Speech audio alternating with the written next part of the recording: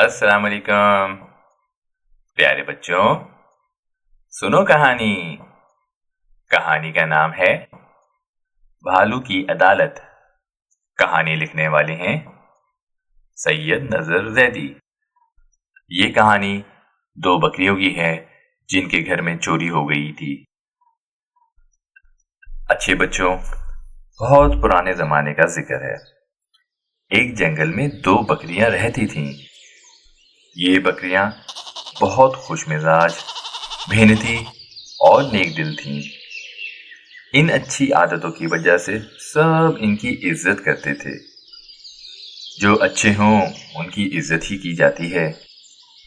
محنتی ہونے کی وجہ سے دونوں بکریوں کو کسی قسم کی پریشانی نہ ہوتی تھی۔ دونوں پیٹ بھر کر چرتیں اور ٹھنڈا میٹھا پانی پیتیں۔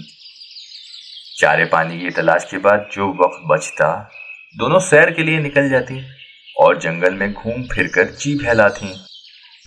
یوں ان کی زندگی بڑے مزے سے گزر رہی تھی۔ ان اچھی بکریوں کے پڑوس میں ایک مکار لومڑی رہتی تھی۔ اگر بکریوں کی طرح یہ لومڑی بھی نیک اور محنتی ہوتی تو اسے بھی کسی قسم کی تکلیف نہ ہوتی، کیونکہ یہ جنگل رنگ رنگ نعمتوں سے بھرا ہوا تھا۔ لیکن اپنی بری عادتوں کی وجہ سے وہ ان نعمتوں سے کچھ فائدہ نہ اٹھاتی تھی، بس ہر وقت دوسروں کو ستانے اور لوٹنے کی ترکیبیں سوچتی رہتی تھی۔ اچھے بچوں، غور کرو یہ کتنی بری بات تھی۔ بزرگوں نے کہا ہے، 100 دن چور کے 1 دن سپاہی کا، بروں کی برائی چھپی نہیں رہتی۔ لیکن یہ لومڑی اس قدر چالاک تھی کہ اپنا کوئی گناہ ظاہر نہ ہونے دیتی تھی۔ چوری خود کرتی اور نام کسی اور کا لگا دیتی۔ اس کی ان مکاریوں کی وجہ سے جنگل کے جانوروں میں کئی بار لڑائیاں ہو چکی تھیں اور آپس میں بہت سی بدگمانیاں پھیلی ہوئی تھیں۔ پڑوسی ہونے کی وجہ سے بکریوں کو تو اس کی ذات سے بہت ہی تکلیف پہنچتی تھی، لیکن وہ خیال کرتی تھیں کہ شاید کوئی اور برا جانور ہمارا نقصان کر جاتا ہے۔ خالہ لومڑی ایسا نہیں کر سکتی۔ مزے کی بات دیکھو، بھولی بکریاں خود ہی لومڑی سے کہتی، خالہ ذرا ہمارے گھر کا خیال رکھا کرو، نہ جانے کون بدبخت ہماری چیزیں چرا کر کھا جاتا ہے۔ لومڑی یہ باتیں سن کر دل ہی دل میں ہنستی اور بزرگوں کے لہجے میں کہتی، ہاں اب میں ضرور خیال رکھوں گی، تم بالکل بے فکر رہو۔ ایک دفعہ کا ذکر ہے، دونوں بکریوں نے مزیدار کھیر پکائی۔ دودھ تو گھر کا ہی تھا، چاول اور میٹھا وہ ایک کسان کے ہاں سے لے آئیں اور بیچاریوں کو اس کے لیے بہت ہی محنت کرنی پڑی۔ بہرحال جب کھیر پک کر تیار ہو گئی تو ایک بکری بولی، بہن میں نے سنا ہے ٹھنڈی ہو کر کھیر اور بھی مزیدار ہو جاتی ہے، تو کیوں نہ ہم تھوڑی دیر اور صبر کر لیں؟ ہاں سنا تو میں نے بھی یہی ہے۔ اچھا یوں کرتے ہیں، کھیر رکابیوں میں اتار کر رکھ دیتے ہیں اور ندی پر جا کر نہا آتے ہیں، واپسی پر کھیر ٹھنڈی ملے گی۔ دوسری بکری نے کہا اور وہ یہ فیصلہ کر کے ندی کی طرف روانہ ہو گئیں۔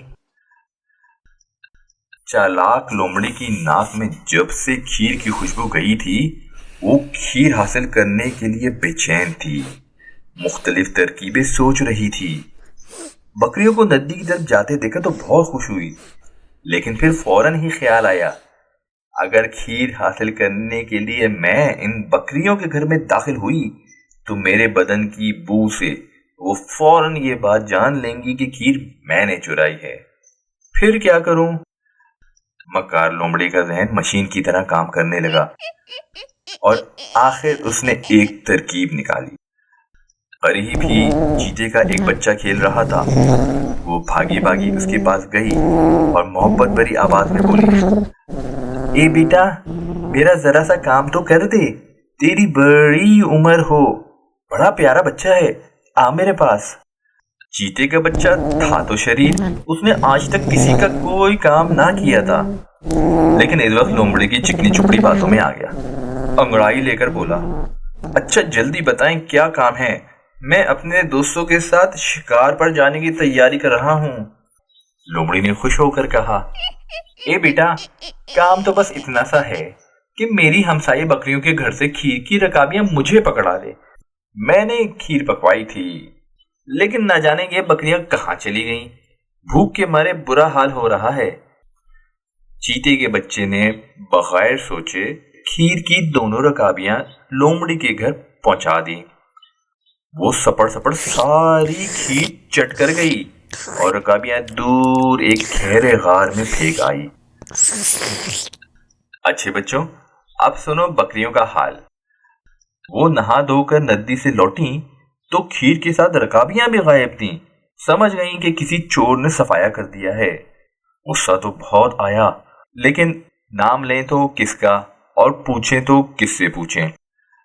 خوب غور کرنے کے بعد یہ ترکیب سمجھ میں آئی کہ اپنے گھر کے ارد گرد خوب غور سے زمین کو دیکھنا چاہیے۔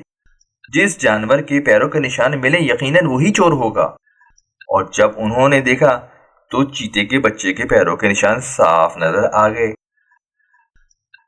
جس زمانے کی کہانی ہے، جنگلی جانور بھی قانون کے پابند تھے۔ جگہ جگہ باقاعدہ عدالتیں قائم تھیں اور ہر جانور کے ساتھ پورا انصاف کیا جاتا تھا۔ بکریوں نے فوراً اپنے علاقے کی عدالت میں مقدمہ دائر کر دیا۔ اس عدالت کا قاضی ایک انصاف پسند بھالو تھا۔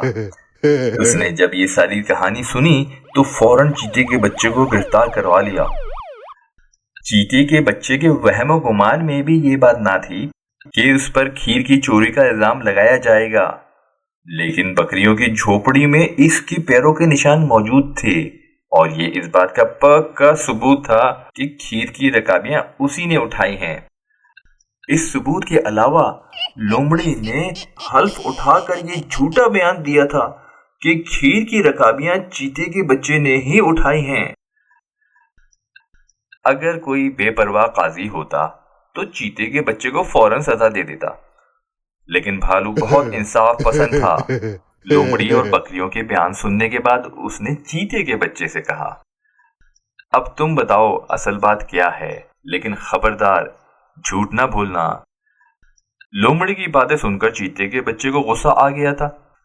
اس نے ساری بات صاف صاف بتا دی، لیکن لومڑی نے اپنا قصور ماننے سے انکار کر دیا۔